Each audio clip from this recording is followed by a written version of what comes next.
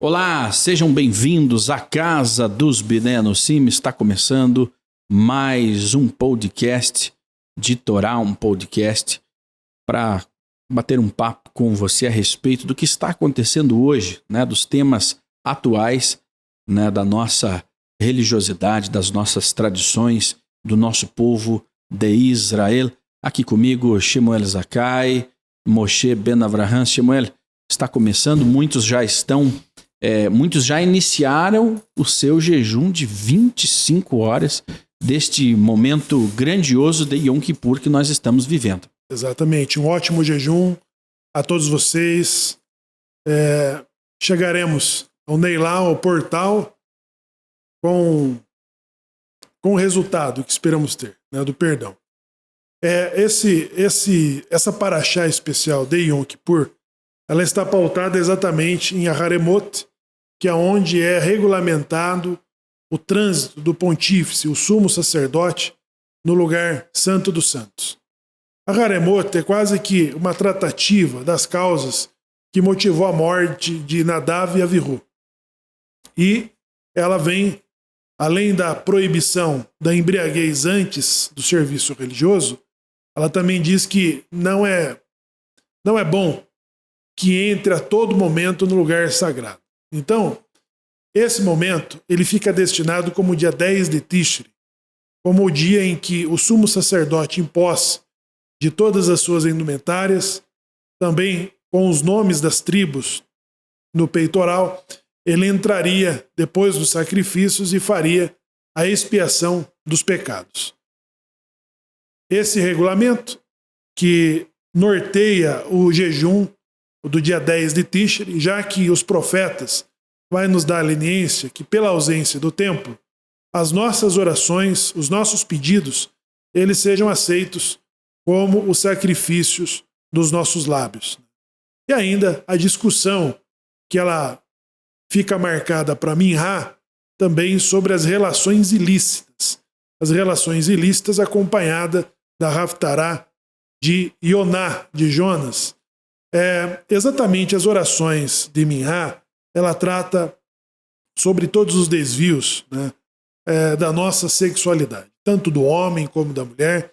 Por isso que esta paraxá ela vai nortear esse período da reza, já que todas as orações, desde Kol Nidre até Neilá, ela vai prever todas as 365 proibições dos quais nós incorremos de transgressões, pelo comer, pelo beber, pelo falar, pelo pecado que cometemos com as mãos, o pecado monetário, de peculato, de besbilhotar, enfim, todos estes, o que inclui também as relações ilícitas, os impulsos sexuais, são controlados e lembrados nesse período da reza de Yom Kippur.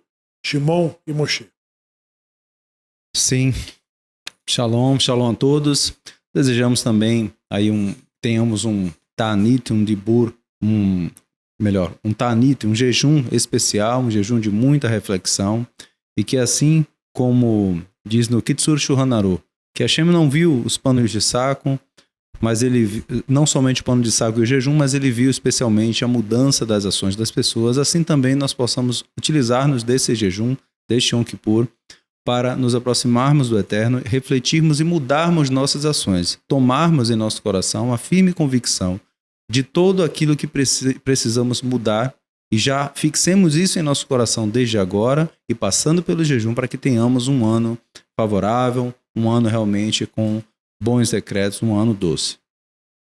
Muito bem, então chegou o momento especial, chegou esse dia tão aguardado que nós estávamos anunciando em nossas redes a semana toda, que são os momentos práticos de viver este dia tão especial, tão sagrado. Ele tem o seu início marcado ao pôr do sol, onde ele inicia. Ele vai durar 25 horas, mas não são apenas 25 horas de jejum, onde você não come e não bebe.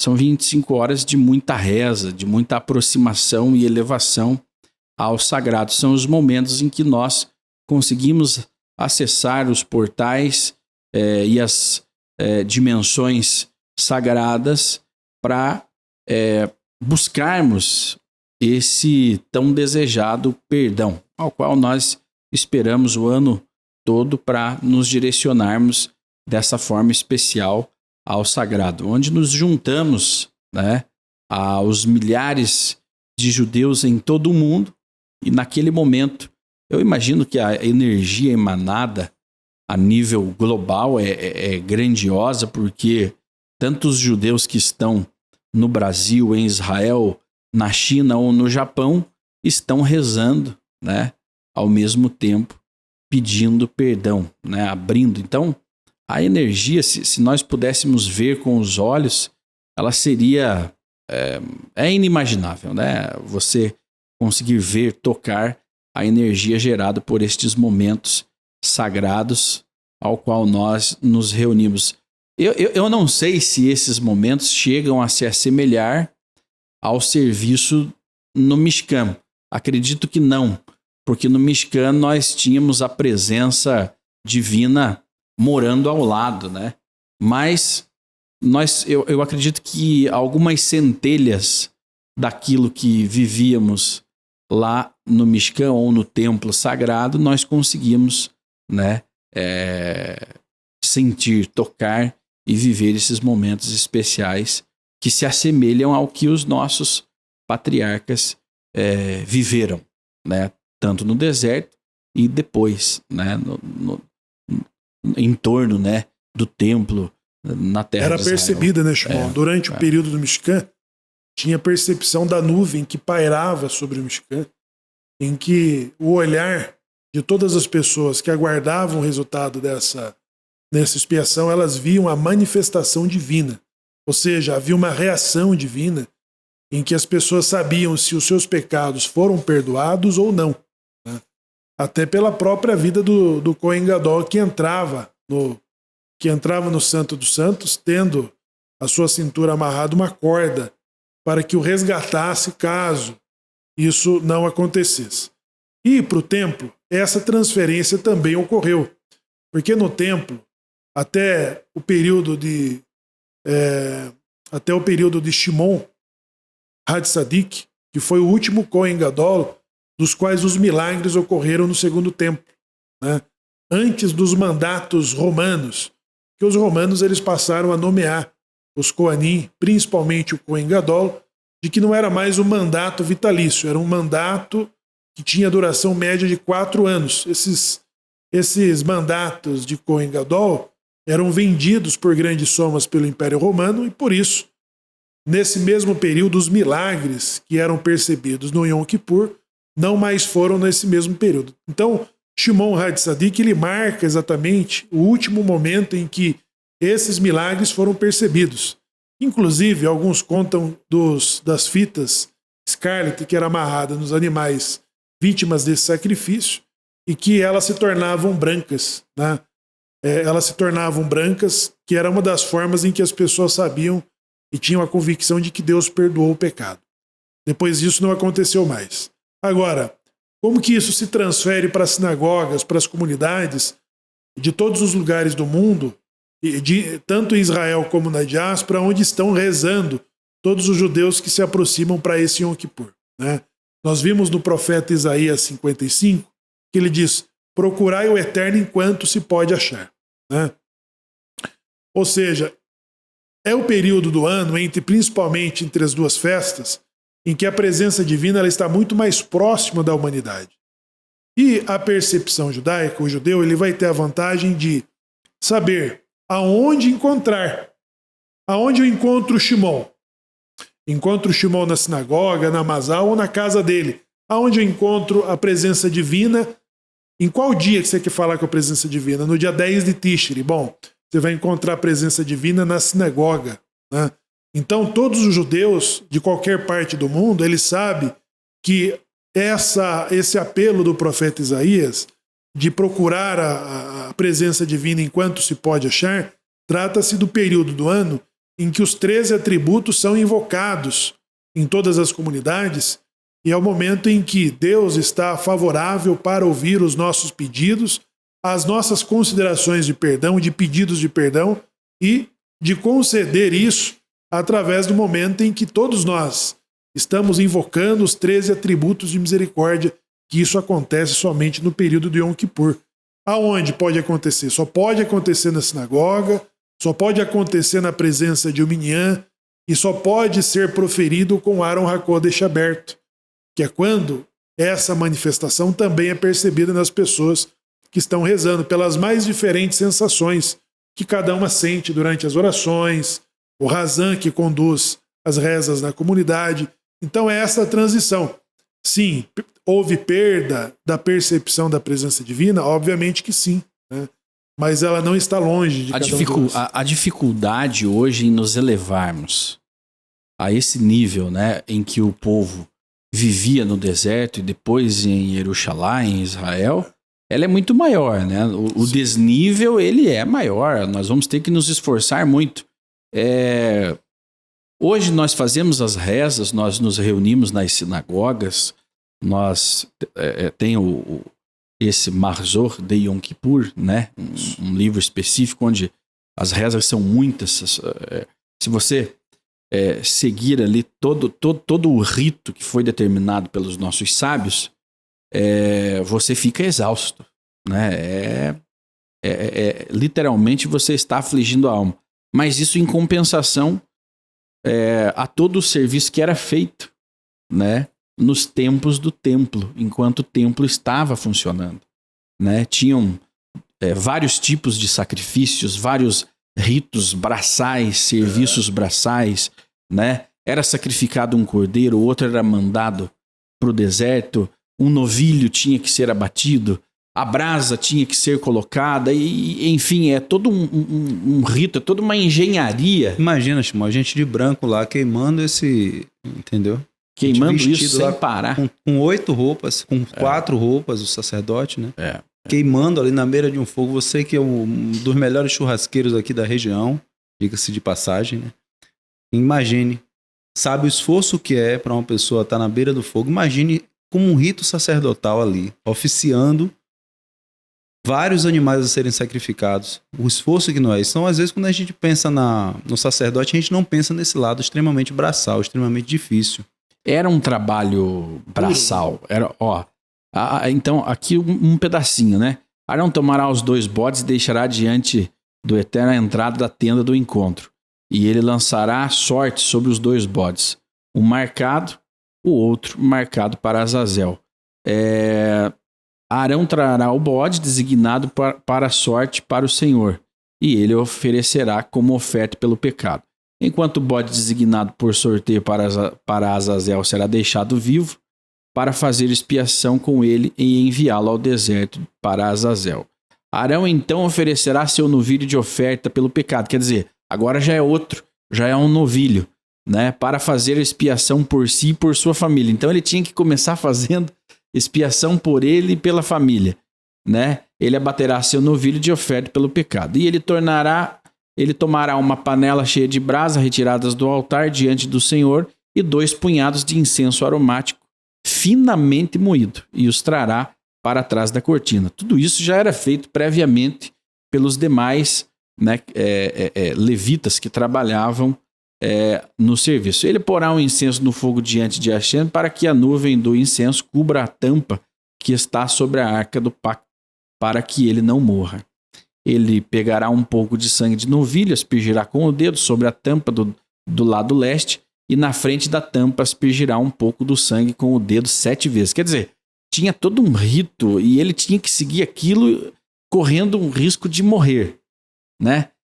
Caso algo não saísse dentro do protocolo, ele incorria o risco de morrer. E lembrando que esse momento que está sendo retratado aqui é o momento após a morte dos filhos. Exatamente. Ela marca exatamente a morte. É como se fosse a discussão dor, né? Sobre a morte de Nadab e Abiú. Que dor, ela né? aconteceu lá em Shemini. Shemini foi a inauguração do Mishkan, Shimon. Acontece que, veja, a censura que está acontecendo aqui em Aharemot não entrem a todo tempo no lugar sagrado. Como que chama o 3º livro da Torá? Vaikra, né? E chamou. Quem que foi chamado para entrar no Mishkan? Arão, ou seja, né? Moshe e Aharon, com toda a prerrogativa de organizar, de construir, de comandar a construção do Mishkan, onde a presença divina seria percebida, eles ficaram para o lado de fora quando a presença divina foi percebida em Shemini. E o que acontece lá? E chamou o Eterno Moisés para dentro da tenda. Moisés, o que ele aguardou? Ser chamado. E um dos motivos que está sendo discutido nessa porção é os motivos do comportamento de Nadav e Avihu, do porquê morreram.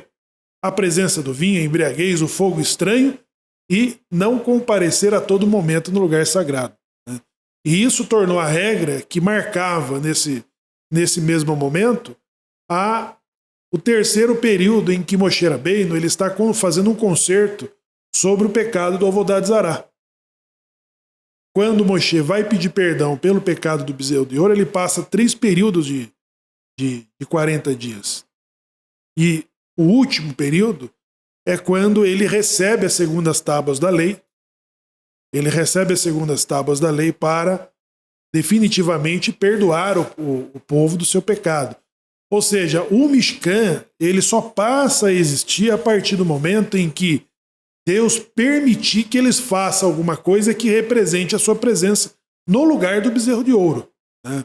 Então ele entendeu que a limitação humana precisa de fato ter algo para apalpar. Deus perdoa o pecado, Moshe desce com as segundas tábuas da lei que foram quebradas no ato do pecado do bezerro de ouro, e agora sim ele vai permitir que eles construam a Mishkan, que é a Parashat Terumá. Né? Fala, então façam e tragam um presente e construam o Mishkan. Então o Mishkan, ele representa esse momento em que Deus perdoa o pecado do bezerro de ouro, e o Yom Kippur, ele concretiza exatamente o momento em que Moisés consegue alcançar o ápice. O Shimon comentou na Parashá Ha'azinu, ele comenta que exatamente quando Moshe ele consegue mais uma vez negociar a possibilidade de Deus destruir a nação sagrada. Agora, não vou destruir, mas a minha presença divina não vai andar com vocês, e Moisés consegue reverter isso.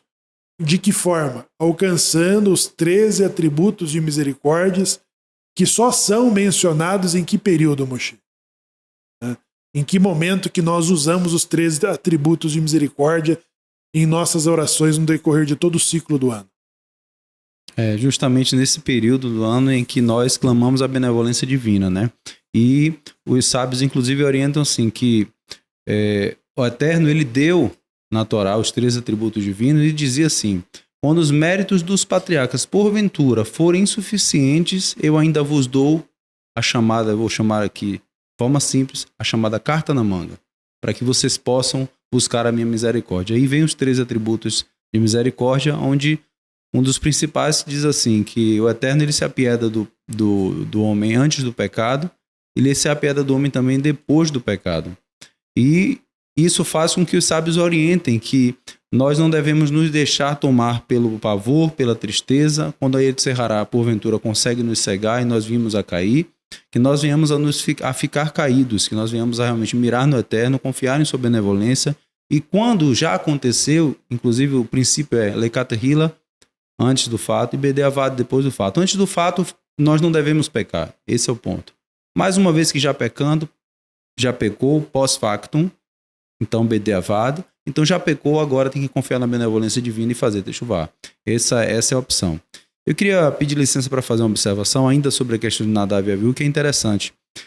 Quando eles estavam lá para receber a Torá no monte, junto com os 70 sábios, e é falado que quando eles viram que abriu-se uma linha onde Moshe Rabbeinu subiu, e eles estavam ali naquela linha, e eles tiveram uma visão, digamos assim, do que estava por entre as nuvens espessas ali, do que seria o Eterno, e eles tiveram essa visão lá para frente, e eles comiam e bebiam, e aquilo foi considerado um grande desrespeito à divina presença, e ali eles passaram a ter uma gezerá, um decreto de morte, tanto Nadav, Avihu, como os 70 anciãos também. Só que o Eterno, para não quebrar o clima de tristeza, ou para não dar um clima de tristeza ali no momento de recepção da Torá, então o Eterno adia a punição deles. E aí é um dos motivos que os sábios expressam, tá? Inclusive no Rumash também, um dos motivos que os sábios também dizem que ocasionou a morte deles,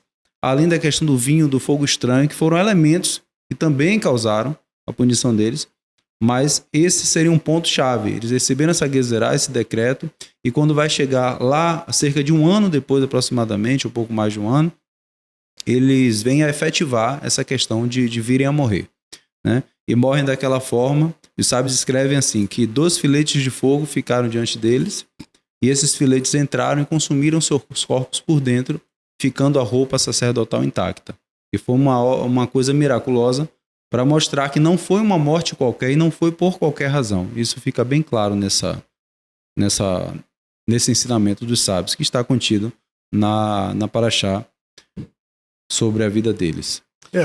O fato de entrar a qualquer momento, né, no lugar em que não podiam participar. É o Santo dos Santos. Santo dos Santos. Então é um conjunto de coisas que ainda hoje é usado para o comportamento religioso, né, de não comer na sinagoga.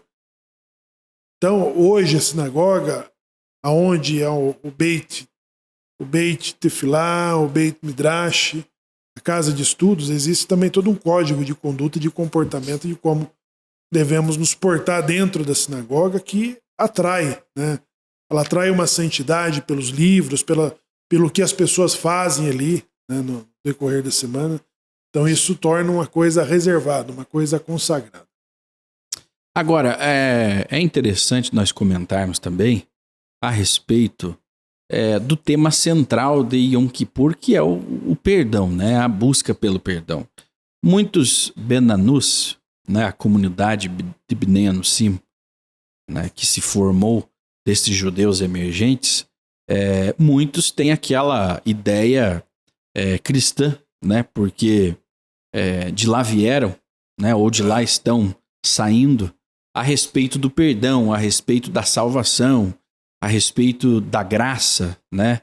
Afinal de contas, né, muitos saem do catolicismo, do protestantismo, com esse entendimento, né, de estar vivendo na graça. Afinal de contas, alguém acabou morrendo para perdoar aqueles pecados, né? E aí alguns se ligam a esse perdão através de um batismo nas águas, né? A partir do momento em que aquele indivíduo é batizado, ele tem todos os seus pecados perdoados para sempre, né? Basta ele ter fé que aquilo, de fato, perdoa os seus pecados. Ele tem que ter fé. No final das contas, tudo acaba se resumindo em ter fé, em acreditar. Mas quando esse Benanus, esse judeu emergente, faz essa transição religiosa, ele ainda carrega alguns entendimentos, alguma filosofia que acaba gerando, inclusive, uma crise de identidade. Poxa, mas os pecados não estavam perdoados? Por que existe um dia do perdão? Né? Por quê? Por que esse dia? Por que eu tenho que estar pedindo perdão pelos meus pecados?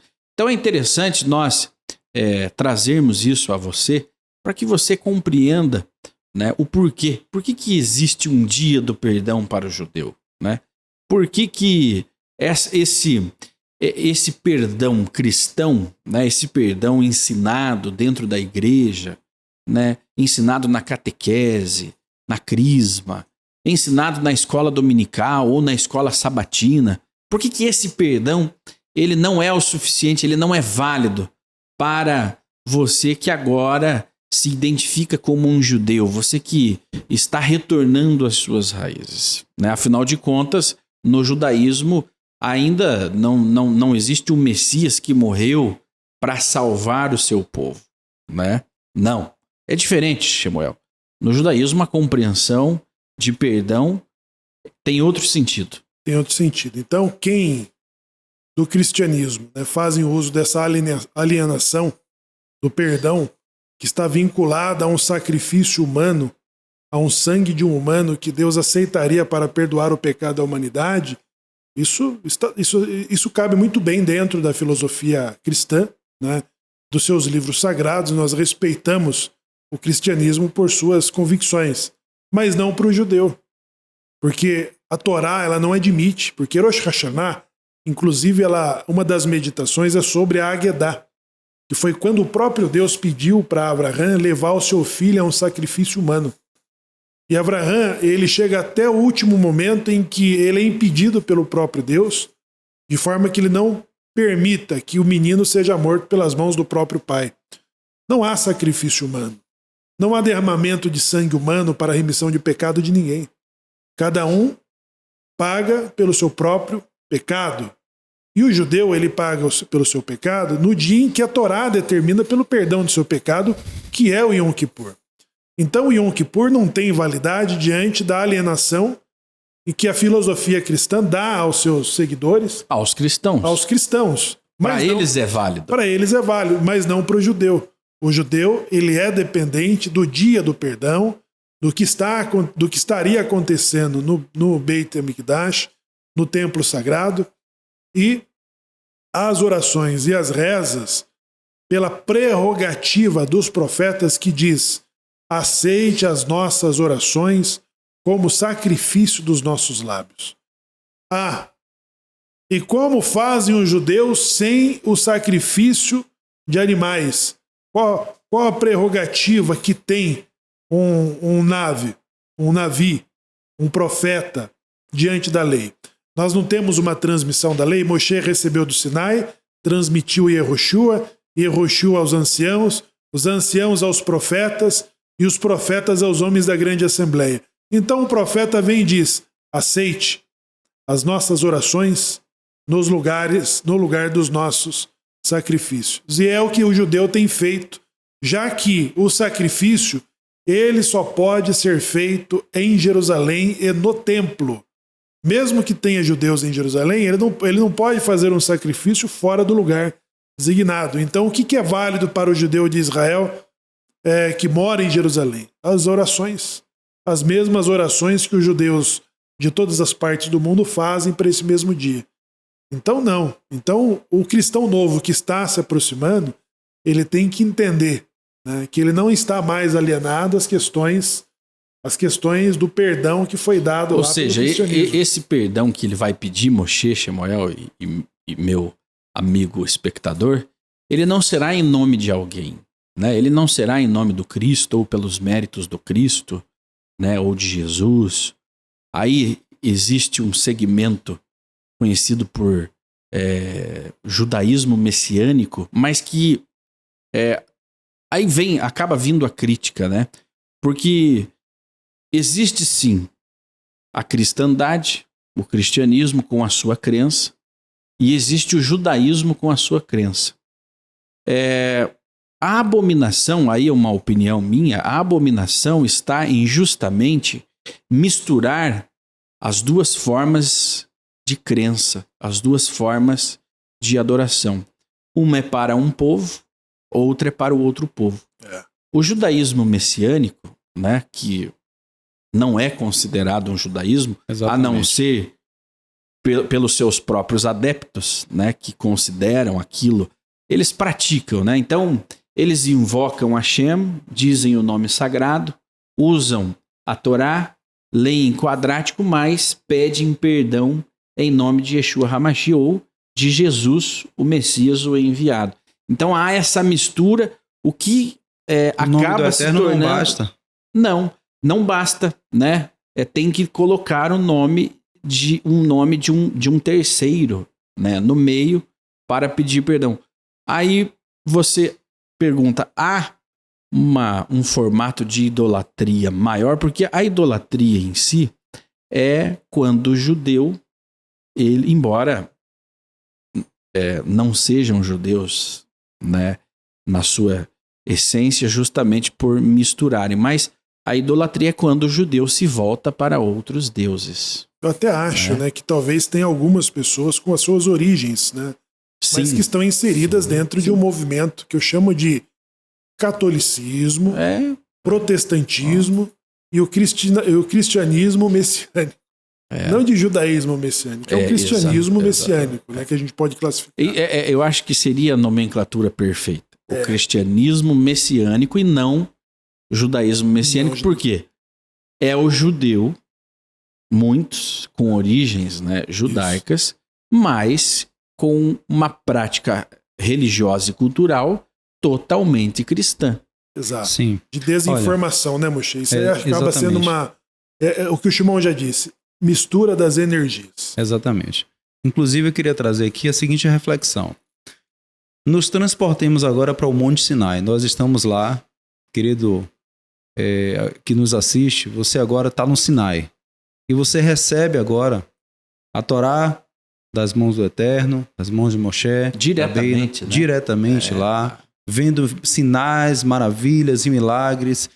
E há uma voz lá, inclusive, nos primeiros versículos, que diz assim, Re, vede, ou seja, estejais atentos, pois não vistes imagem nenhuma quando eu vos falei no Monte Sinai, no meio do fogo. Ouvistes uma voz, mas imagem nenhuma, aparência nenhuma, forma nenhuma não vistes.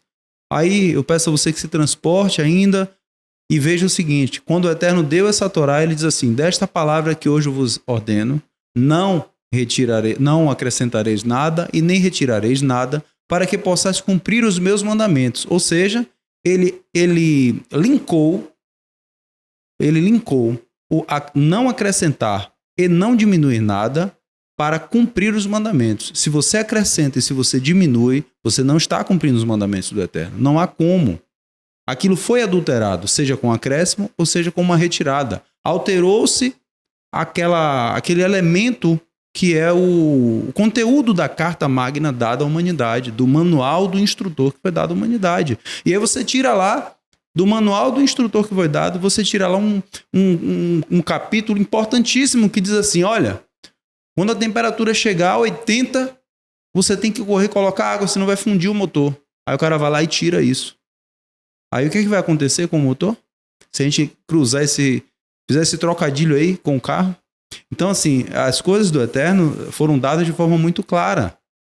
Então, quando ele diz que não acrescente nada e não retire nada, fica a pergunta o seguinte, aonde está a autorização, querido telespectador, para que a gente acrescente séculos depois um novo livro? Onde está essa autorização? Se a gente levar em conta a Torá como dada no Sinai, não há autorização para isso. É uma forçação de barra, Shimon. Porque essa forma de perdão de pecado, ela só veio neste novo livro. Exatamente. Né? Na Torá não existe. Né? Na Torá não há referências de sacrifício humano para perdão de pecados. E pelo contrário... Em nenhum momento. Pelo contrário, Shimon, perdão de interromper, mas pelo contrário, quando o Eterno vê que Abraão chega na terra de Shinar e havia ali sacrifícios dos filhos, o Eterno faz a simulação de uma situação, ele chama Abraão e diz assim, olha, vai lá e sacrifica teu filho, Abraão sobe lá, vai.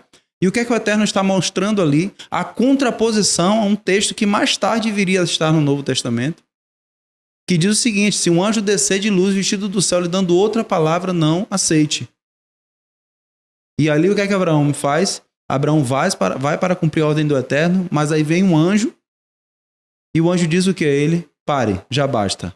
Pois agora sei, só na sua intenção de fazer o sacrifício, eu já sei que você é temente a Deus, pois não negou o seu único filho. Então, na verdade, aí se você fizer um paralelo, você vai ver que o Eterno está mostrando ali, olha, eu não quero isso, e mesmo que eu pedisse, eu posso mudar de ideia.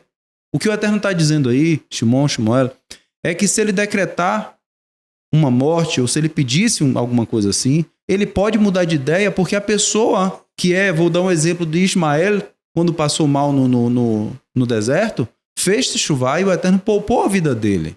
Então o Eterno ele não se agrada da destruição, mesmo de Unachá, e nós vamos ver o Além no Lechaber, o que é que nos ensina o Além no Lechaber, que sempre estamos rezando, inclusive hoje. Os perversos, regenerados, eles fretirão seus joelhos e reconhecerão a soberania do Eterno, o reino do Eterno. Então, o Eterno ele quer a regeneração das pessoas, e não a destruição delas. Então, é importante ficar claro isso. O Eterno nunca quis sacrifício de seres humanos, é um contrassenso à criação. O Eterno criou o homem para ser o co-criador no mundo físico, e não para servir de animal, para servir de abate. Não foi isso que o Eterno chamou o homem para fazer. Ele disse, eu vou lhe colocar no mundo para cultivá-lo e guardá-lo. Você tem uma função no planeta. E não servir como um animal, como um bode, como um carneiro. Isso é rebaixar a figura divina que o homem representa. Então, é importante que você, Benanus, você que está se achegando agora, iniciando o seu movimento de retorno, que vai se focar no Yom Kippur, para que você não misture as energias, para que você repense, vou fazer o Yom Kippur, vou fazer esse jejum, vou fazer esse sacrifício, faça da forma judaica, visto que é um ensinamento judaico, é um ensinamento de Torá.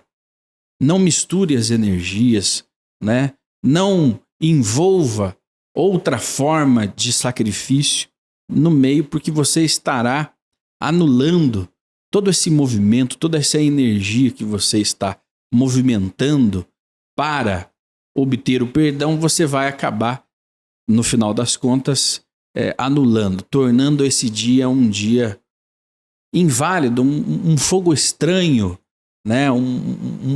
Uma energia diferente desta que estará sendo gerada nesses dias de Yom Kippur. A melhor definição que você trouxe, Shimon, fogo estranho.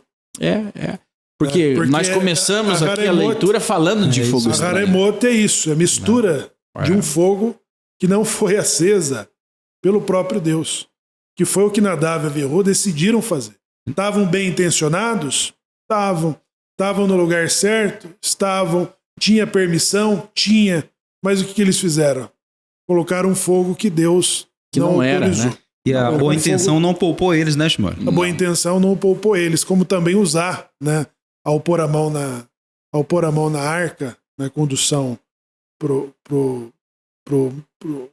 que Davi estava fazendo, não poupou usar da sua boa intenção. Então, não importa o quanto você conhece, estude, né, misturar as energias a essa altura do campeonato é a pior coisa a ser feita. Né? Então não misture. Eu sempre tenho dito uma coisa. Às vezes as pessoas procuram por judaísmo estando do cristianismo. E eu falo, por que você quer isso? Então, Alcorão é na mesquita, Torá é na sinagoga e Novo Testamento é nas igrejas. Se você não pode querer estudar ou aprender sobre Alcorão indo numa igreja. E nem aprender sobre o Novo Testamento visitando uma sinagoga. Então você tem uma essência judaica, tem uma origem judaica, né? Então você precisa aprender a desaprender. Se desprender, desmistificar toda essa cultura cristã, né? E seguir para o judaísmo. Agora, tem dúvida? Continue no cristianismo. Melhor coisa que você faz. Mas não misture as energias. Olha, duas reflexões importantes, bem breves, é o seguinte. Devarim 4:35 diz assim: Ataoreta ladaat, que Adonai, Hu ha-Elohim, en od milevador. Então, diz esse texto o seguinte, que o Eterno com seu nome Yud Kei Vav Kei, que representa Hesed, benevolência, ele é o mesmo Elohim, que representa severidade, julgamento, restrição, punição, e En od milevador, não há outro além dele. Então o Eterno diz que ele é um no Shema. Ele diz que ele se manifesta com severidade, com benevolência e com severidade, mas não há outro além dele. Ele é o mesmo. E em outro momento ele diz, eu sou Deus em cima no céu, eu sou Deus embaixo na terra, e fora de mim não há outro Salvador. Então, poxa, se você recebe a Torá no Sinai, recebe uma ordem que não acrescente, não retire, e recebe um outro texto também que diz que ele é o único Salvador para você. Aonde está a autorização para surgir uma outra ideia salvífica, né? Não faz sentido. Hashem, só ele nos basta. Quando nós, às vezes, ocorre a gente por um lapso, assim, a gente fala assim, Deus te abençoe, a gente não sabe a pessoa falar em nome de fulano. Quer dizer, o nome do Eterno para abençoar a pessoa não é o suficiente. É uma armadilha que foi criada, né, para diferenciar, porque se você observar o contexto histórico da formação cristã, hoje o cristianismo traz um equilíbrio ao mundo. Mas a formação cristã, ela se deu para substituir o judaísmo. Na sua essência, no seu contexto histórico, era isso. Tentou-se substituir a religião judaica, a cultura judaica, naquele tempo. Então, quando você reza, fala com Deus, sem o intermediário, sem aquele dispositivo cristão, você, na visão cristã, não obtém o sucesso. Não consegue se conectar sem aquele dispositivo que foi criado pela cristandade. Porque o Deus não é o Deus de Israel. O Deus ali, né, dos pilares da formação cristã é o Deus de Israel. Mas para se ligar a ele foi criada uma chave e essa chave tem um nome. Né? E somente através dessa chave é que você consegue se ligar ao Criador. No judaísmo não, no judaísmo não há um intermediário, não há essa chave, né? Basta o judeu tocar aonde ele estiver, ele tem acesso aos mais altos planos celestiais com as suas rezas. Uma ligação direta, né? Uma ligação direta. Já ia falar, tira da minha boca, pode continuar, já ia falar isso aí, ia falar a palavra. Pode Agora continuar. veja, essa ligação direta, ela foi colocada no humor judaico de um homem que foi para o Vaticano. Né? O homem foi para o Vaticano. E a chave é o Papa, São Pedro, né? É o São Pedro, que é o Papa, né? O Pedro é o que liga e desliga. Então, quando esse homem foi no Vaticano, ele perguntou ao arcebispo lá: como que eu falo com Deus? Ele falou: naquele telefone vermelho. E quanto eu pago? Ele falou: 500 euros. Pagou reclamando, mas foi lá falar com Deus. Quando o mesmo homem em Israel, ele encontrou o Gran Rabino e falou: quero falar com Deus. E o Gran Rabino disse: naquele telefone azul. O mesmo homem pôs a mão no bolso e falou: quanto custa? E o Gran Rabino falou: meio shekel. O quê? No Vaticano eu paguei 500 euros. Então o Rabino disse é que aqui a ligação é local. A chamada aqui é direta, é local. A palavra Yashar El, o nome Israel, na verdade, Yashar El, é direto com o Eterno. Deus fala com o cristianismo? Claro que fala. Ele fala com o islamismo e com todas as outras religiões, assim como ele falava com as nações através de Bilã.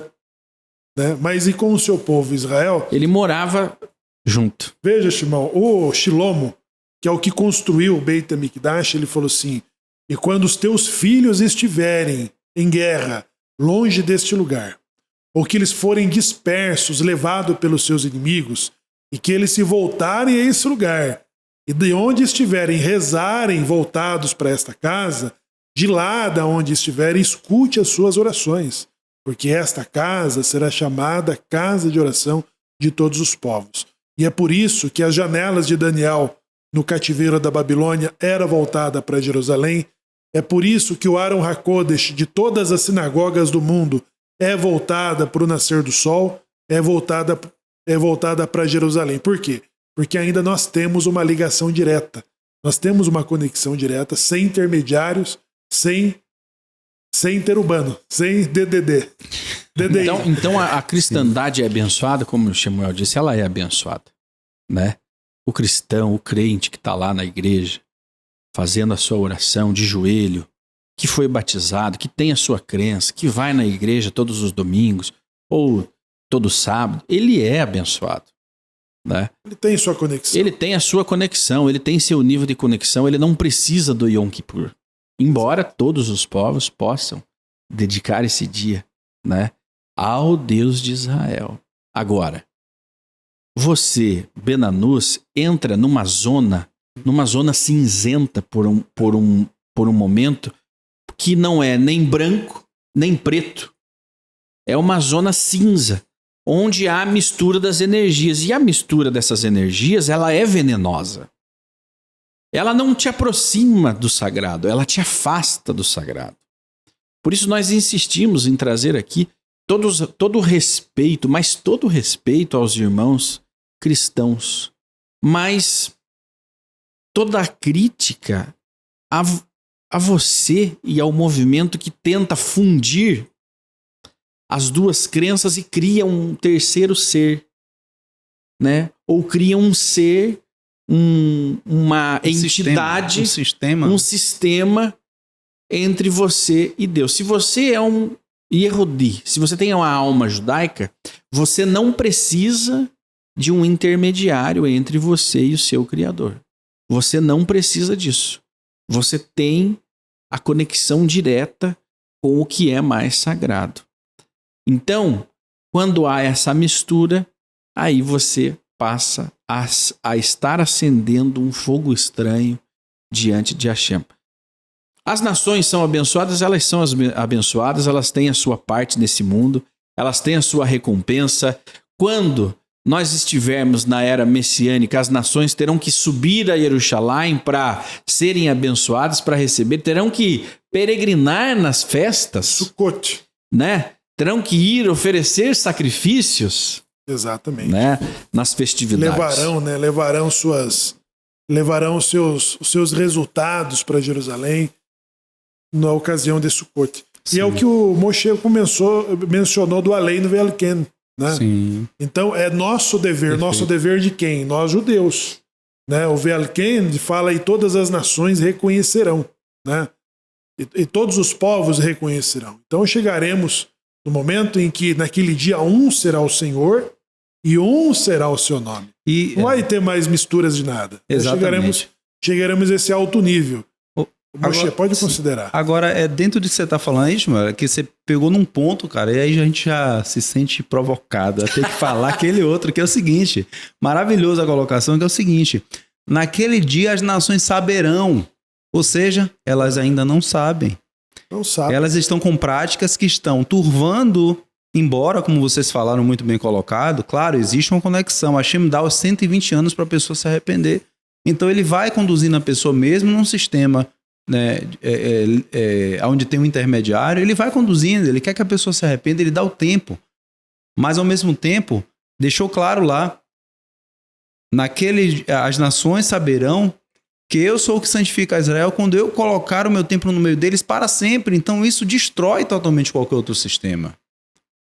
Mesmo um sistema que diz que Israel teria porventura acabado, que agora é um Israel espiritual, mesmo esse sistema não fica, com esse verso não fica de pé. Exato. Ele cai. E eu queria chamar vocês a uma reflexão que é o seguinte, Ishmael. Quantos tipos de julgamentos nós temos? Já que temos Rosh Hashanah, temos Yom Kippur, mas temos mais um, que é todas as noites, dizem os sábios, experienciamos a 60ª parte da morte. Como? Ao irmos dormir, observe que um sono saudável, chamado de sono REM pela ciência, é aquele sono que você deita, dorme em sono profundo e acorda de manhã e nem tem a sensação de que virou de posição. Esse é o sono saudável, que você realmente repousa mente e corpo.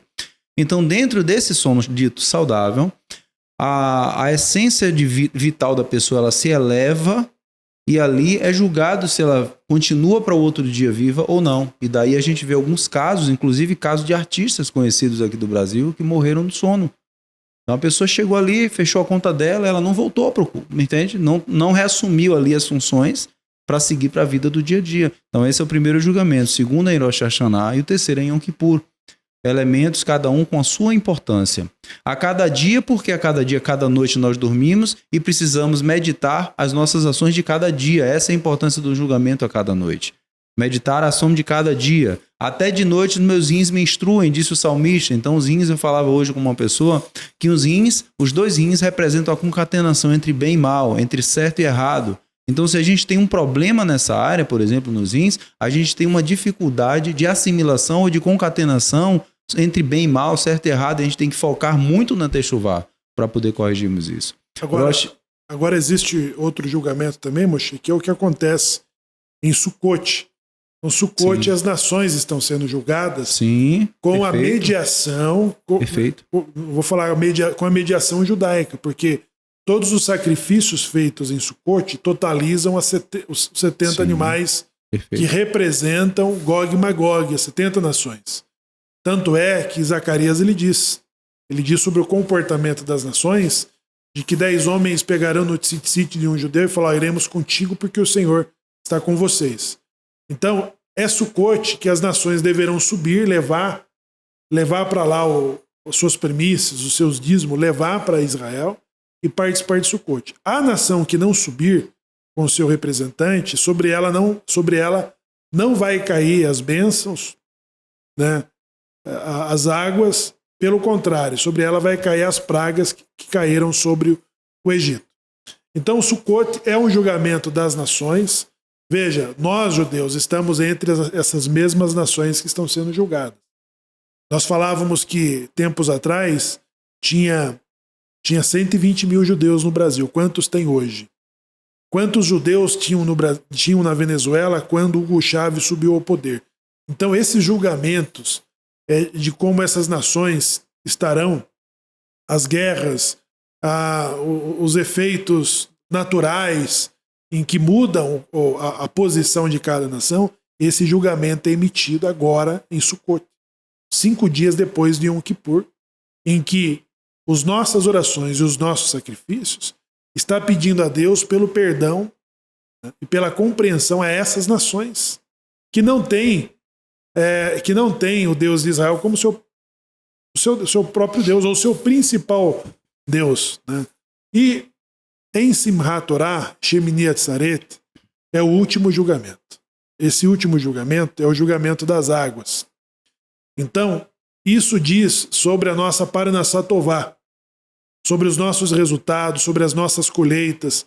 Hazinu falava que a minha palavra caia como orvalho, como chuva suave. Então, quando nós damos volta em torno da Bimá com as espécies secas, né? A murta a murta e batendo com ela no chão, nós estamos pedindo pelos julgamentos favoráveis das águas ao seu próprio tempo, né? Que ela não venha estragar os grãos pelo excesso de chuva e que ela não venha faltar como orvalho para as nossas produções. Então, a chuva temporânea seródica é aquela que está contida na oração do Shema. Então, esse julgamento das águas também nós passamos, e principalmente para Eretz Israel. Né? Israel é diferente do Egito e de todos os outros países, como o Brasil, que é a maior bacia hídrica do mundo, né? Mas mesmo assim as suas regiões sofrem determinadas escassez e desequilíbrios. Agora, principalmente Israel, de que trata-se de uma terra árida. Né? Então, viver em Israel é contar com os milagres de que Deus se lembre sempre do equilíbrio das águas necessárias para a manutenção do povo. Né? Hoje, os palestinos que atacam Israel, eles dependem exatamente do sucesso desse julgamento para terem água em suas casas. Então que esse momento de Yom Kippur, para o Ben-Hanus, ele tem um momento, ele traz uma situação, uma ocasião, um momento onde ele realmente vai comprovar a si mesmo, vai comprovar aos céus quanto ao seu retorno, quanto ao seu verdadeiro retorno.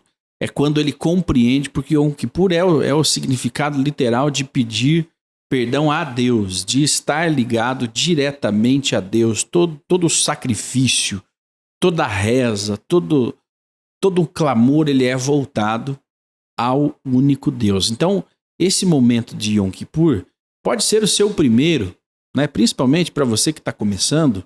Faça essas rezas, esses momentos sagrados, muito sagrados, sem intermediário entre você e o seu Deus, né? Porque Ruth, ela abriu mão dos seus deuses, da sua cultura, e ela disse: o teu Deus é o meu Deus, o teu povo é o meu povo. Exatamente. Né? Então, quem é o Deus do povo de Israel? Como que o povo de Israel se volta ao seu Deus, ao seu Criador? Como que o povo escolhido, ele se dirige a Deus? Faça igual. Se você bate no peito, levanta a bandeira, né? E conta que tem uma alma judaica que está retornando, então existe a forma correta de você se dirigir ao seu Deus nesse dia sagrado de Yom Kippur. E aí, partindo para a prática, né? Ele começa com as rezas, com ali o início é o Kol Nidrei, aí tem, Shemuel, ali a anulação dos votos, que é um pouco antes, inclusive. A anulação dos votos. Inclusive, Shimon. Veja que para o judeu que fez promessas e não cumpriu, há essa oportunidade de anular votos. De anular. Né? Então, esses votos de Condrei, ele foi exatamente composto pela presença maciça de cristãos novos que na Península Ibérica apareciam nas sinagogas às escondidas. São os judeus que foram convertidos ao islamismo, ao cristianismo, sob coação, e compareciam nos dias das grandes festas para terem seu espaço, seu momento de pedir o perdão. Então, Condrei, ele é o que antecede a ele o pedido do tribunal terrestre celeste sobre a permissão desse pecador rezarem conosco. Né? E o Condrei em si é a anulação dos votos feitos sob coação, né? Em que esses cristãos novos tinham para participarem das rezas de Yom Kippur nesse mesmo período. Ou seja, quando não existia uma importância sobre as nossas crenças, Torá, nós não dávamos o devido valor, de repente, nossos pais foram pegos, obrigados a servirem deuses que eles jamais teriam conhecidos. E que aí sim o valor da Torá, da sinagoga, da presença da sinagoga se tornou importante, porque eles precisavam recorrer às escondidas para rezarem nos dias sagrados. Ou seja, quando aquilo se tornou importante para eles, eles já eram obrigados a servirem a outros deuses que não o Deus de Israel. Conforme diz Devarim, a deuses de pau e de pedra vocês servirão, sendo oprimidos pelos vossos inimigos e por aqueles que vos odeiam. Então, você começa anulando os votos que não cumpriu e aí segue pedindo perdão, né? Pelos pecados que cometi, por luxúria, por leviandade, tem todo tipo de os sábios fizeram questão, né, de lembrar de cada detalhe, né, da confissão, inclusive por adorar outros deuses forçadamente. Forçadamente. Né? E o Alvino Maliqueno também vai pedir por aqueles que morreram, que foram perseguidos pela unicidade divina. Que são quem? Que são exatamente quem morreu pelas câmeras de gás, morreram porque eram judeus. Mas os que morreram na fogueira da Inquisição é porque eles estavam venerando às escondidas o Deus de Israel. Ou seja, morreram pela santidade do nome. E as orações de Marsor para Yom Kippur, ela prevê as 365 transgressões dos quais todos nós somos vulneráveis, de que todos nós pecamos. Então, o Tarno, que a confissão dos pecados, em que nós cerramos a mão e batemos no peito. Viduí, né? Viduí. O Viduí, ele é a lembrança, a menção de todos esses pecados em determinado período do dia das rezas dessas orações até o encerramento. E nem lá nós já teremos proferido todos esses possíveis pecados pelos quais estamos pedindo perdão ao tribunal. E é uma confissão pública, né? É uma confissão pública. Não é uma confissão às escondidas, né? Então, todos estão iguais, como dizem, né? Todos estão no mesmo barco, né? Todos estão caminhando juntos, fazendo esse sacrifício juntos ao mesmo tempo. Nós fizemos aqui, agora à tarde mesmo, como que chama a cerimônia de confissão dos tribunais ali, Moshe? Você fez em Rosh Hashanah? Hatarat Nedarim. Hatarat. Né? Nós fizemos agora, antes desse podcast, com as pessoas presentes na comunidade. São os momentos antes, né, da nossa última refeição de Minhá, pela confissão dos pecados. Ou seja, um tribunal é formado, fazemos as confissões, para depois iniciarmos então com... por isso que nesse dia, na noite de Yom Kippur, é a única noite que nós usamos o talit na sinagoga. Porque os serviços começaram na tarde, né, exatamente com essas confissões. Então, nas noites de Yom Kippur, todos os sefaraditas, eles usam o talit nas suas sinagogas. Olha, em Oséias, Rocheia, capítulo 8, versículo 11 e 12, versículos 11 e 12, diz assim, no versículo 11 diz assim, ainda que Efraim tenha multiplicado altares, estes se lhe tornaram altares para pecar. E a gente precisa ver quem é Efraim na modernidade, quem é esse povo hoje, né? Escrevi para ele miríades de coisas da minha Torá, mas isso para ele é como uma coisa estranha. E a gente vê que os sistemas religiosos que existem hoje, eles têm acesso à Torá do Eterno, mas isso parece para eles como uma coisa estranha, como algo estranho. Então vale a pena a gente, nesse Yom Kippur, todos nós meditarmos no contato somente com o Eterno, na busca somente ao Eterno, porque somente Ele e sua benevolência pode nos salvar, pode nos redimir, somente Ele pode nos colocar num status de pessoas que realmente o representem dignamente neste mundo físico.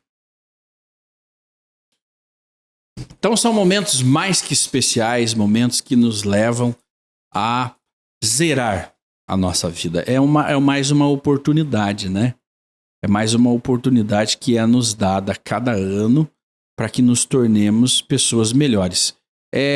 Segundo os nossos sábios, né, ao contrário da visão que nós temos de mundo, que está cada vez pior, mas não é possível que a cada ano, após Rosh Hashanah, Yom Kippur, Sukkot, Simchat Torah, todos os 54 Shabbatot que nós temos vivido, que nós nos tornemos pessoas piores.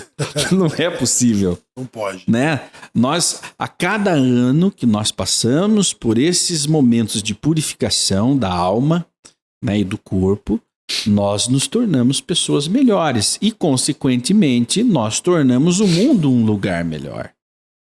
Né? Tanto é que o sacrifício da cura do que tinha a Tsarat, a lepra, ele era feito pelo sacerdote com duas aves. Uma ave, ela era sacrificada no processo de purificação. E a outra era feita uma imposição de confissão sobre ela e ela era solta. O sacrifício do templo envolve os dois bodes, né? E os dois bodes idênticos, em que o sumo sacerdote ele faz ali o uso do Urim e o Tumim para descobrir qual é destinado a Azazel e qual é destinado ao Senhor. Então, um animal é feito a imposição das mãos, em que a confissão é feita sobre a cabeça dele e esse é sacrificado. E o outro, ele é solto, né? Ele é solto ou precipitado no precipício. Mas o que significa isso, esses dois sacrifícios? É a purificação do lugar sagrado. Porque durante todo o ano, conforme Moshe disse, há um julgamento, há uma transferência de pecado, de impureza. E isso ficava acumulado no lugar sagrado, onde eram feitos sacrifícios e as rezas no decorrer de todo o ano. Então o serviço dos Kohanim e do Kohen Gadol, nesse dia 10 de Tishri, ele visava exatamente purificar aquele ambiente para um novo ano. Né? Para um novo ano. Então essa purificação, ela tem tudo a ver com o que o Shimon disse. Nós nos tornamos melhores em relação ao ano em que nós passamos, né? Porque nós temos essa ideia das frustrações, da onde mais falhamos, da onde mais acertamos, e sabemos sobre o que exatamente devemos pedir o perdão. Agora, uma coisa importante é que o pedido de perdão aos céus, ele deve ser precedido com aquela análise também do que nós fazemos contra as pessoas. Porque o perdão do Yom Kippur, ele não diz respeito sobre a dívida que temos com as pessoas, né? No nosso convívio. Então, nós devemos ter em mente o prejuízo, o dano, a humilhação, a vergonha, ou qualquer outra coisa que tenhamos provocado contra uma pessoa, seja esposo, um amigo, um sócio, um judeu, um não judeu. Então a essas pessoas é importante que também, de igual forma, em posse dessa análise, a gente venha fazer um pedido sincero de reparo ao que foi arranhado da amizade ou da relação que existia. Porque o Yom Kippur não serve para redimir esse tipo de pecado. E quando o Yom Kippur é feito e não foi feito esse reparo interpessoal, ele compromete os efeitos das rezas do Yom Kippur. Né? Não trata-se de um pedido cristão, de perdoar e nem de dar a face, ao outro lado da face para ser batido. Não. A Torá recomenda que quando alguém te ofende, te causa um dano, um prejuízo, uma humilhação, a Torá diz que é proibido você odiá-lo em silêncio. A Torá diz assim: não odiarás o teu irmão, antes o repreenderás.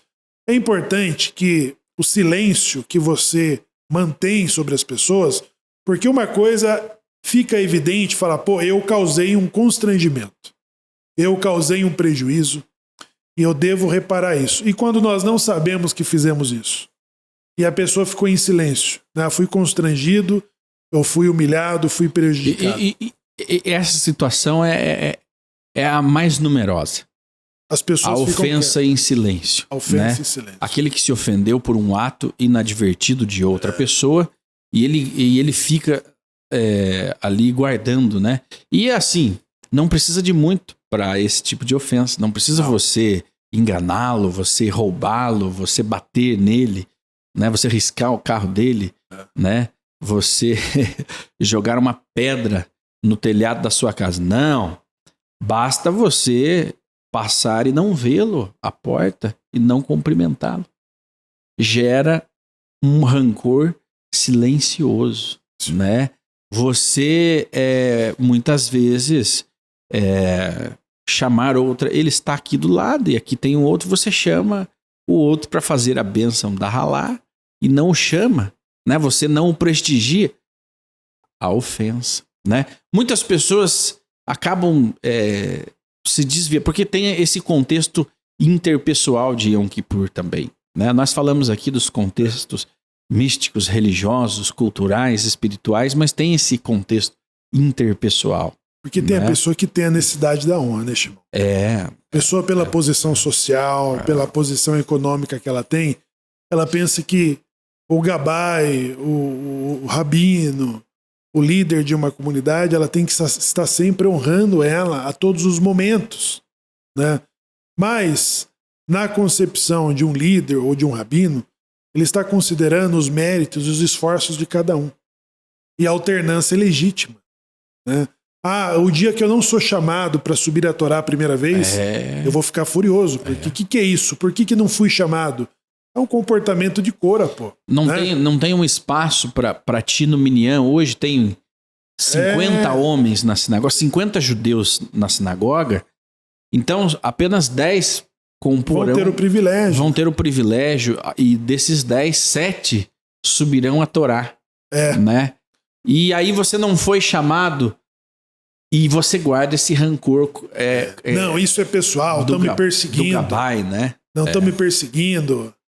Alguma coisa está acontecendo, as pessoas criam coisas na cabeça. Meu dinheiro vale menos. Meu dinheiro vale menos que o teu. Você tem que considerar as escolhas que são feitas na comunidade, né? Os méritos de cada um, o incentivo que está sendo dado àquela pessoa, né? Isso não está tirando a sua honra e nem desfazendo da sua pessoa. Muito pelo contrário, olhe para o que está sendo feito e veja, poxa, há um incentivo sendo dado para aquela pessoa, né? Há um reconhecimento sendo dado pelos esforços. Quando a pessoa vem lá do Maranhão participar de um Shabat aqui, você acha que esse judeu não pode ser reconhecido como uma honra para subir a Torá? Pode. Um judeu que ficou afastado e que está fazendo o seu retorno, ele não pode ser honrado pelo reconhecimento da comunidade? Pode ser. Então, o que a Torá vai nos proibir é odiar em silêncio. Você vai chegar na pessoa, fala, já que você percebeu isso, e fala, Moshe, escuta, eu percebo que você não mais me chama para ler a Torá. Pessoal. É isso que eu devo fazer. É isso que a Torá diz. Repreenderás a teu irmão. E o Moshe vai falar, não, Shimon, hipótese alguma. Você não deixou de ter a posição e a importância para minha pessoa e nem muito menos pela comunidade. Mas o fato de ter dado prioridade foi por isso. Pronto, eliminou um cisma. Está resolvida a situação. Isso. Shmuel, para chegar a esse ponto, né, de você repreender o seu irmão, lhe falta uma maturidade emocional básica de uma convivência comunitária, né? Porque você não é o centro de todas as coisas, né? No acampamento dos hebreus, dos judeus, dos nossos pais, tinham 3 milhões de pessoas, né? 3 milhões de pessoas buscando um espaço ao sol, né? Marchando para entrar à terra prometida. Então, dentro de uma comunidade onde você também se ofende com tudo, é o seguinte, né? Agora vamos para essa parte prática. Se você tem problema com 2, 3, 4, 5 pessoas da sua comunidade, o problema é você e não as pessoas, né?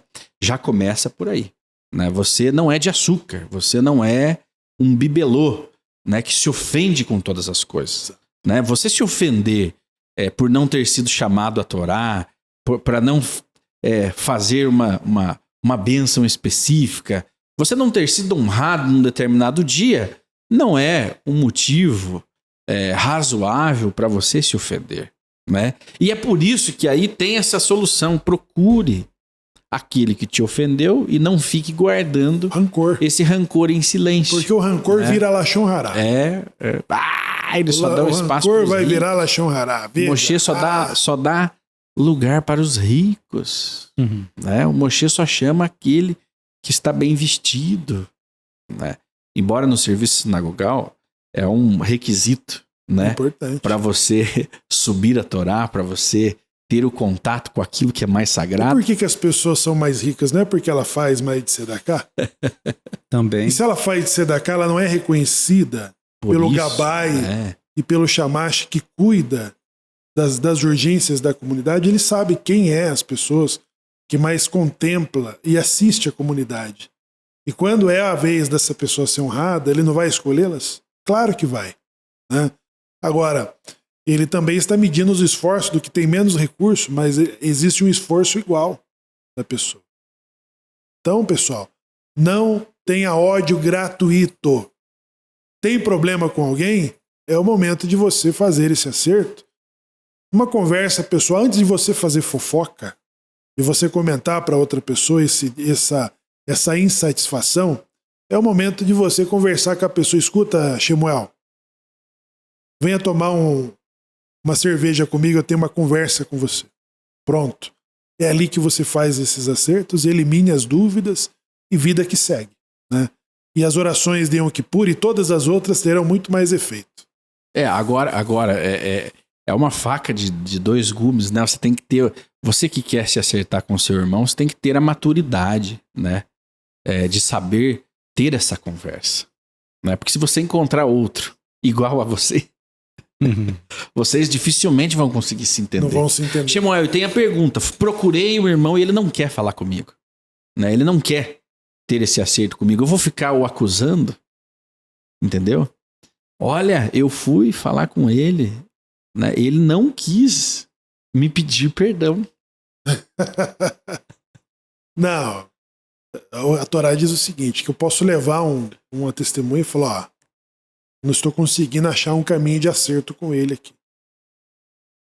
Aí o Moshe fala, cara, reconsidere, isso aí foi um mal entendido, papapá, e a pessoa pode aceitar aquilo ali e pronto, está resolvido. Mas se a pessoa for intransigente, ela for intransigente, fala, não quero saber, que se dane. Então, a testemunha, ela é importante para absolver aquela que está buscando o reparo, o conserto da amizade. É o que a Torá recomenda. Agora, aí a pessoa que é irreconciliável, esta sim passa a ter um comprometimento do seu serviço religioso, né? Ela não consegue... aquele que busca um conserto com alguém não é por um sentimento de vingança. Não, você vai ser obrigado a me pedir perdão. Isso. Não. Você vai buscar um conserto com um irmão seu porque você quer se sentir bem com aquela pessoa. E, consequentemente, com você mesmo. Você quer tirar qualquer rusga, qualquer desencontro, qualquer falha numa comunicação. Então você vai buscar, né, meu irmão, aquela vez, naquele dia, naquele horário, você me disse uma palavra ou você rejeitou a pegar na minha mão, ou você me tratou mal, você me respondeu, você falou alto comigo, e eu acabei me ofendendo, isso acabou me machucando, né? Eu só gostaria de te dizer isso, eu precisava te dizer isso, né? Ou eu preciso saber por que você não olha na minha cara quando eu chego na sinagoga, eu te ofendi por algum motivo. Então você vai com esta boa vontade e não com uma espada na mão. Quem vai de espada na mão vai para guerrear, não vai para fazer paz. Quem vai fazer paz vai com uma bandeira branca. Exatamente. Inclusive, no livro Anatomia da Alma, você vai ver lá no final do livro, tem uma seção que é do Rabi Moshe Cordovero, que fala sobre algumas questões de Al-Pi Kabbalah, sobre a Kabbalah, e traz lá o seguinte, que os caminhos do Eterno que nós devemos imitar, ele detalha lá que nós devemos aceitar uma pessoa que venha a nós pedir perdão por uma ofensa, por uma circunstância que houve, inclusive de coração aberto. O que você está falando ali está no Tomer e Devorah, que é um livro dele, onde vamos encontrar, claro, muito maiores detalhes, mas ali está citado no Anatomia da Alma, que devemos aceitar a pessoa que vem e pede o perdão, entendeu? De coração aberto. E querer o bem dessa pessoa, inclusive. Lá diz assim, devemos querer o bem, inclusive, dessa pessoa, mesmo que ela tenha nos ofendido. Então, pecados ben adam lahavero, entre o homem e o seu próximo. Esses pecados têm maior gravidade na questão do Yom Kippur, e deve-se ter todo o cuidado. Pecados ben adam lamakom, os pecados entre o homem e Deus é fácil. A pessoa vai lá, ela pede o perdão de Deus com sinceridade, reflete a sua ação negativa e diz a ele, estou arrependido, Hashem, por favor, me perdoe. E ele está simbolicamente claro que o Eterno não é corpo nem se assemelha à matéria, mas é como se ele estivesse num trono, pronto, dizendo assim, olha, estou aqui para perdoar.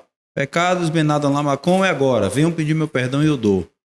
Mas quando fala de pecado ben adam lahavero, entre o homem e o seu próximo, aí você tem que primeiro ir ao seu próximo lá para refazer a conexão. Então, se você vai lá, como foi falado aí, inclusive com testemunha, você vai lá, pede, a pessoa foi intransigente, ela agora vai ter um problema com a Hashem, porque agora ela é que está manifestando o ódio ao próximo, sem querer fazer ali, refazer a relação de boa convivência com esse próximo. Então ela passa a ter um problema com o Eterno aí. Eu acrescentaria o seguinte também.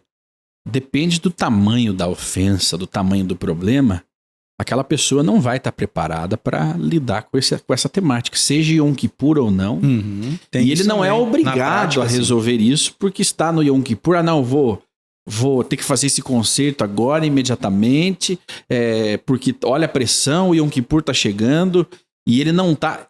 Olha, se você trabalhar entender um pouquinho do desenvolvimento humano, você vai saber que aquilo ali não foi real. Não foi sincero. Não, sim, eu entendo o que você está falando. Né? Aquele indivíduo... Então há de se ter... Não foi de coração, né? Há de se ter um equilíbrio nessa busca. Sim. Né? Há de se ter um equilíbrio. Qual é o problema que você desenvolveu com o teu próximo?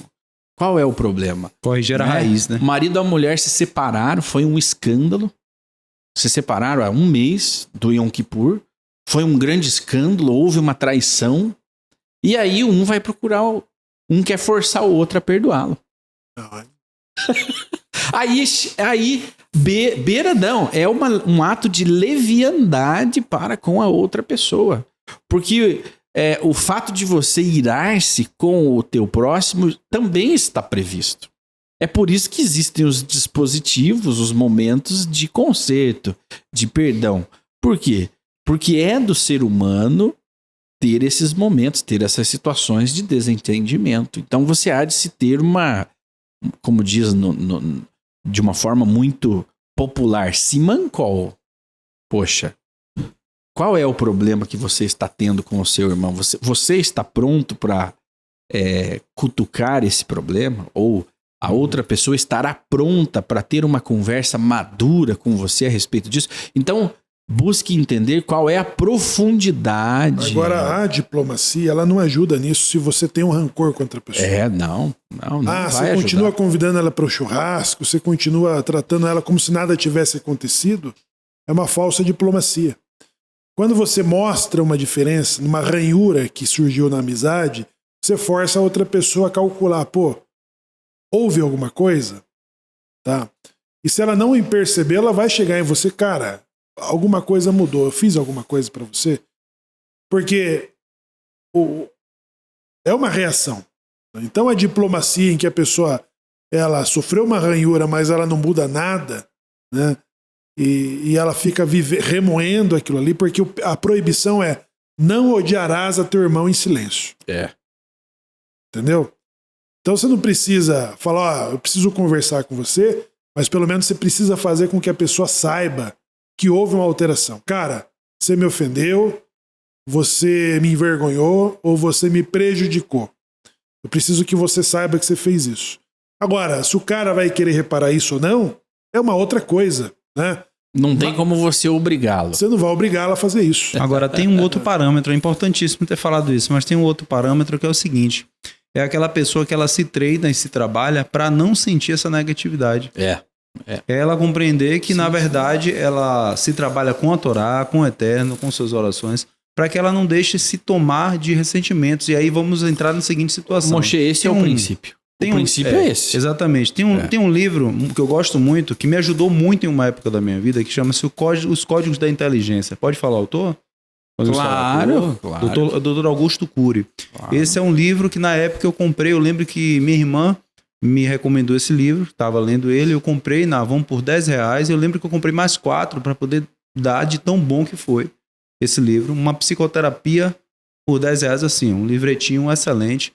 E lá diz o seguinte, que não peça a outro ser humano algo que você percebe que ele não vai ter como te dar, porque você só vai ter aborrecimento. É isso aí. Então, para você não ter o aborrecimento, você já filtra isso. Não, eu tô vendo que isso aqui, eu já vi que a pessoa não dá para me dar isso. Tá preparado. Então, o cara, eu não vou pedir isso para ela. E a pessoa está mansa. Você se blinda.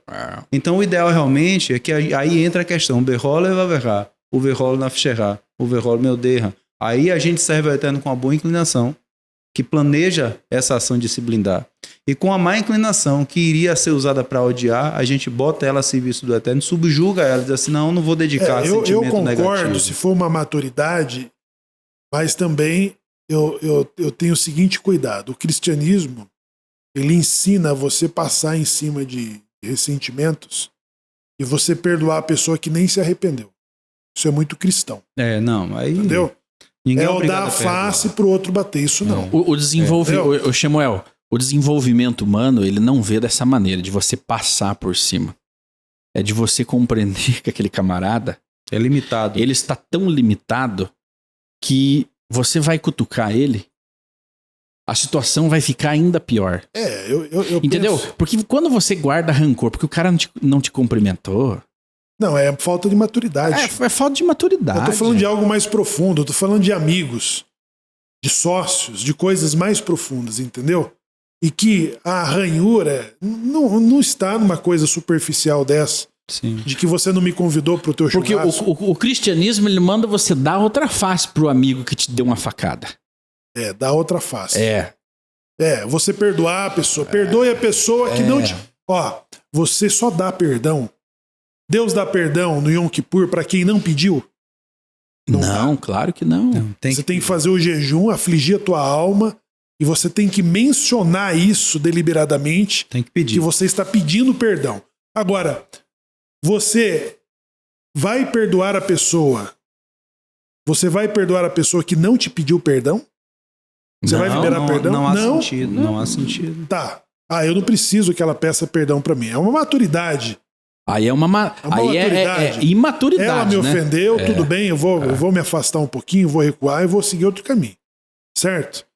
Agora, o ofensor percebeu que houve uma coisa, ele pode ir lá e reparar a situação. O ofendido não indicou que houve uma ranhura, ele deve indicar que houve uma ranhura. Ele não deve exigir que o cara peça perdão, isso não. Falou, eu gosto muito de você, mas quero que você saiba que tal momento eu sofri um prejuízo, tal. Só pra você saber. Aí se a pessoa virar, tá bom. Tá bom, ela segue pra frente. Mas você não vai me pedir perdão, não? Como que você vai se achegar no Yom Kippur sem ter me pedido perdão? Aí é que mora o perigo. Então, o desenvolvimento humano, ele traz essa maturidade. Se você tem a necessidade dentro de você de externar a ofensa, Shemuel, você me ofendeu aquele dia, quero que você saiba. Por isso, ou nem dou detalhe, só falo, né? Aí se você falar, tá bom, Tá bom. eu sigo em frente, em paz. Agora, a imaturidade não, mas você não vai me pedir perdão, não, Shemuel? Como é que você lidera uma sinagoga e não me pede perdão? Como é que você vai fazer eu rezar na bimá? Como é que você vai rezar na bimá de branco sem me pedir perdão? Agora, a visão cristã. Você me ofende. Eu te dou a outra face e eu te peço perdão Eu continuo pela ofendendo. ofensa que você me ofendeu. Então tem essas diferenças. O que eu falava é que quando a gente pega o nosso coração e deixa ele se impregnar de rancor, de raiva e tal, sim. a gente é prejudicado. Claro. A gente é prejudicado. Porque o rancor, a vingança é um veneno que você toma para dois. Para dois morrer. Não é só Exatamente. aquele que você odeia, não. Então a gente fica com aquela ruminação negativa dentro de nós, aí daqui a pouco você tá aqui, tá lembrando a pessoa, aí você vai ali dar um charrarita, aí sua mente tá dividida entre o ressentimento e o louvor a Deus. E você não vai ter uma vida plena. Então é melhor se libertar daquilo. É melhor, o termo que falam aí, né? Não tô falando de dar o outro lado da face, não. Mas é melhor você liberar o perdão no sentido de isso não me afeta mais. Isso. Essa é a ideia. Isso não me Não é afeta. perdoar. Entendeu? Não é perdoar. É uma brincadeira que eu faço. Você sepultou aquela pessoa em vida. Aquilo ali não te faz mais diferença. Por quê? Não te afeta, né? Porque você não consegue. Existem problemas. Por isso que a gente fala, e daí quando a gente vem falar dessa questão de pedir perdão, perdoar e tal, tem que tratar com todo esse milímetro, porque as pessoas são aceleradas, Samuel. As pessoas, elas ouvem e de repente ele levanta e vai exigir uma briga pesadíssima entre ele e o fulano, onde ele perseguiu o fulano para surrar ele dentro da sinagoga. Ele vai querer resolver de última hora, agora que ele está nos ouvindo, minutos antes do Yom Kippur, antes do Kol Nidrei, ele vai querer resolver um problema. Você tinha que ter resolvido isso há 2 meses atrás. No livro de Provérbios diz assim, o sábio vê o perigo e foge. É isso. O tolo cai para dentro e é punido. É isso mesmo. É isso ele vai em direção e é punido e sofre o dano. Então, se a gente vê que aquilo vai nos causar um dano dentro de nós, é melhor que a gente... A maturidade está aí. O Mihaish lá, né? Mihaish na continuação do versículo diz assim, Surmerá, foge do mal, vá ser tolo e faça o que é certo. Então, eu fujo do mal. Eu tô vendo que aquilo vai me fazer mal, minha emoção, a minha mente, então eu vou sair daquilo. Você tem que estar preparado para o embate. Tempo a essa pessoa, entendeu? Você tem que estar o tempo todo não, você é um ser humano, mas quando você vai buscar essa solução, você tem que estar preparado para o embate. O que é um embate? É a reação da outra pessoa, né? Porque você vai informá-la que ela te ofendeu, e pode te mas indignar. ela vai falar, não, você tem que estar preparado para isso. Não, eu nunca te ofendi. Aí você vai dizer o que? Não, você me ofendeu sim. Aí ele vai falar, eu nunca te ofendi. Moshe, não é verdade que ele me ofendeu, você viu ou não viu? Aí o Moshe vai falar, eu vi. Ok, aí a coisa vai, entendeu? Ou eu não vi. Se virem vocês que são brancos, que se entendam, né? Então você tem que estar preparado para esse embate. Você está preparado para isso, né? A mitzvah é não guarde ódio do teu irmão em silêncio. Antes o repreenderá. Ok, agora as consequências se disso... não está suportando, toca pra frente. Você não tá odiando o cara. Você relevou aquela situação. Tá, mas você tá convivendo com esse negócio, então, antes de você odiá-lo, você tem que repreender. É um remédio. Chegou ao nível que você está odiando a pessoa pelo que ela fez, então, o remédio é você repreender a pessoa. Porque conseguiu relevar, então você não tá odiando, você foi maior do que a situação. Você foi maior do que exato, você teve essa maturidade. Mas não foi, se não teve a maturidade, não tá conseguindo conviver com isso, aí você não pode envolver outras pessoas. Antes você tem que tratar com ela. Aconteceu, Shemuel, num reino distante, Shemuel e Moshe, num reino distante, de né? O Aleph e o Beit, vamos colocar, né? O Aleph e o Beit são as 2 primeiras letras do alfabeto hebraico. O Aleph e o Beit, num determinado momento, o Beit não olhou na cara do Aleph, não o cumprimentou, né? Isso num reino distante. Aqui não acontece isso. Aqui no Brasil. E nem em Israel. Então, o Beit passou pelo Aleph e não o cumprimentou. Aí isso foi uma, foi duas, foram 3 vezes que o Beit não olhou mais na cara do Aleph dentro da sinagoga. Mais uma vez, não é no Brasil e nem em Israel, né? Dentro da sinagoga o Beit não cumprimentou o Aleph, e aí o Aleph... Eu tenho que tirar uma satisfação com o Beit. Por que ele não está olhando na cara? Então, o Aleph já estava ofendido, né? Ele já estava com aquela ofensa. Quando ele foi para cima do Beit para querer saber, e o Aleph, ele é uma pessoa de pavio curto, muito curto. Ele foi para cima do Beit para querer saber, e o Beit correu. Rahman. Pai de misericórdia. Acabou a discussão. O Beit correu, ele não quis ter a reunião. Sim. Ele não quis ter a audiência de conciliação. Agora, O Aleph ficou com mais raiva ainda. Então o Aleph era o ofendido. A partir do momento que o Beit correu, o Aleph ficou... Então era aquela mágoa de ofensa. Não, agora ele nutre um ódio pelo Beit que correu. Aí quando ele vê o Beit lendo Torá, ele vê o Beit adentrando a sinagoga, ele já emite um julgamento. Como pode o Beit vir à sinagoga, sendo que ele me ofendeu? Mas ao mesmo tempo da ofensa ele sente raiva. Olha que situação complicada. E é mais corriqueiro do que a gente imagina, embora aqui no Brasil não aconteça e nem em Israel. Sim, mas vamos dar um parâmetro agora, que é o seguinte. Eu estava lendo essa semana no livro do Hafetz Haim, Uma Lição a Cada Dia, e diz lá o seguinte, que nunca, jamais deveríamos entrar no meio de uma briga. E aí diz lá o seguinte, que uma pessoa que entra no meio de uma briga entre 2 outras pessoas é como se pegasse um cão bravo e fosse puxar na orelha desse cão bravo. Entendeu? Então, falando sobre o estabelecimento da paz. E o Hafetz Haim, ele fala o seguinte, que em qualquer situação dessa, nunca, jamais tomar um partido em prol de A ou B.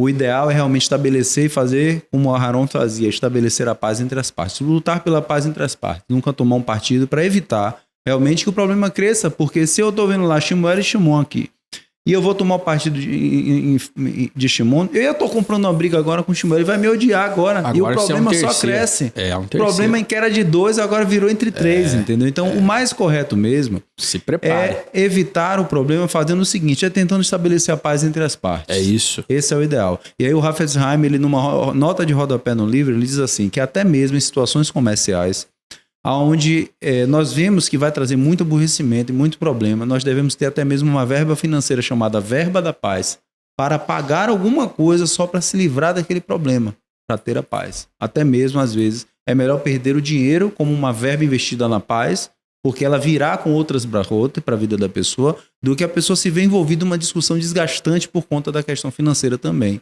Então vale a pena a gente pensar nisso. Agora, por outro lado, Moshe, às vezes vale a pena ter um prejuízo.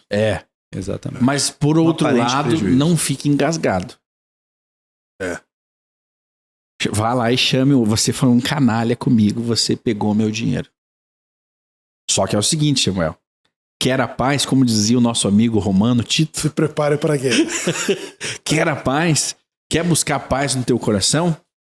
Se prepare que você pode ter que puxar a espada para conquistar essa paz. Então, o que é necessário nesses momentos? Bom senso. Eu diria que na ocasião desse programa que você está nos acompanhando, já é tarde demais para você tentar resolver um problema com uma profundidade maior. Já não é nenhum momento para você querer entrar isento nesses momentos de Yom Kippur, né, e sair correndo resolver uma questão pessoal que você tenha. Não faça isso em casa. Não vá agora. Você está brigado com a mulher há muito tempo, estão se encrencando com a família, com o filho. Aí você reúne. Não, vou reunir agora toda a família e nós vamos entrar em paz nesse Yom Kippur. Mas não vai dar certo. Não vai dar certo. Não vai funcionar. Convém, ótimo, vou usar a palavra. Convém que eu me retire. Convém o seguinte, que a pessoa, sinceramente, eu acho que a sinceridade, ela, com o Eterno, sobretudo, ela vai realmente... Olha, Hashem, eu não consigo neste momento estar em paz com fulano. Eu não consigo. A minha condição humana não me permite nesse momento. Mas neste Yom Kippur eu quero te dizer, me dê esse ano aí, me dê esse novo ano, renove o meu ano para a bênção, para a paz, me renove neste ano para que eu tenha a oportunidade de fazer as pazes com fulano. Ainda que não seja hoje, Hashem, eu intenciono no meu coração que eu quero perdoá-lo, mas neste momento eu não consigo, Hashem. Então eu lhe peço a ti, me ajude e me conceda que neste novo ano, ao adentrar este novo ano, eu tenha a oportunidade, seja 2 dias depois de Yom Kippur, ou 1 semana, ou 1 mês, ou 2 meses, Hashem, que eu tenha essa oportunidade. Então, certamente, irmão, que quando a pessoa ora, Shmuel, quando a pessoa ora e pede ao Eterno isso, com sinceridade, o Eterno, ele vai julgar favoravelmente e conceder, porque ele está ali para isso. Ele percebe que você tem um problema com o seu próximo, mas que você não se nega a resolver. Mas considerando o que Shimon falou mais cedo aí, de que a pessoa, na condição dela ali, ela não consegue, pelo problema ser de uma certa gravidade ser muito recente, então o Eterno ele não desconsidera isso. O que faz a diferença é a sua atitude diante do fato. Não, Hashem, eu reconheço, eu deveria estar em paz com Shmuel, com Shimon, mas eu não estou conseguindo agora. Então, Hashem, mas eu tenho intenção e quero fazer. Me ajude a fazer. Quando você pede, você abre dimensões espirituais de ajuda dos céus. E aí vem o Kitsuru Shulchan Aruch e diz assim: o homem que deseja purificar-se, os céus o ajudam. Então, é pedir ao Eterno com sinceridade. É melhor do que fazer um pedido de perdão falso, fraudulento, onde não houve sinceridade. Essa questão de perdão nem sempre funcionou, né? Por isso que criaram a cidade refúgio, tipo. Olha. Mas há de se ter um preparo. Não, é aquela coisa. Eu tô há 6 meses que eu tenho essa mágoa, que eu tenho esse problema. Se você não resolveu até hoje, agora, aqui neste momento que nós estamos transmitindo, não é agora. O convívio social, né? O convívio em família, em comunidade. Então são experiências que nós precisamos aprender. E a reparar esses... E a entender que existe isso. Existe o rancor. Existe o rancor, existe a mágoa, é parte comunitária, é isso. É inevitável, né? Que um se ofenda com o outro e as pessoas se ofendem com se ofendem, vão se resolvendo, não precisa, não precisa ser nada grandioso, são pequenos atos que ofendem. Poxa, não deixaram lentilha para mim no almoço da festa passada. Que falta de consideração do cozinheiro, do Shimon, do Shemuel. Não me chamaram para bênção, para fazer o kiddush. Sempre me chamavam, agora não me chamam. Não me chamaram nessa ocasião festiva. Não me chamaram para leitura de Torá. Eu não fui considerado. Nós estamos falando aqui de situações corriqueiras sinagogais, né? Considere isso e transcreva isso para dentro da sua casa. Então, são situações e situações e há de se ter um equilíbrio.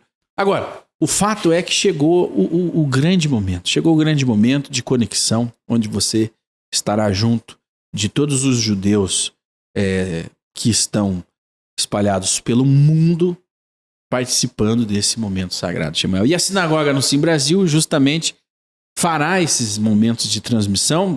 Inclusive, imediatamente aqui a esse bate-papo está começando, né, o serviço de Arvit, né, o primeiro serviço de Yom Kippur, né, com a anulação dos votos e aí o Konidrei e as rezas, né, que compõem aí esse dia. 25 horas de jejum, né, participe. É muito mais difícil você fazer o jejum sem estar envolvido com as rezas. As rezas, elas ajudam, elas fortalecem, né, a sua alma, fortalecem o seu ser para que você passe, né, esse dia de forma gloriosa, de forma grandiosa. E você estar isolado no dia de Yom Kippur, eu acredito ser um momento triste, né, um momento onde você não estará conectado com os seus irmãos judeus que estão conectados no mundo todo. Inclusive, provavelmente você verá muitas pessoas, né, que não estiveram na sinagoga durante o ano todo se achegarem neste dia de Yom Kippur para se aproximarem do seu povo e se aproximarem do seu Deus. É isso, Shemuel. Exatamente. Desejando a todos vocês que sejam inscritos e selados no livro da Boa Vida para esse jejum de Yom Kippur, para esse Yom Kippur, para o os próximos julgamentos que vai definir a nossa posição, as nossas condições, a nossa situação para o ano de 5.784.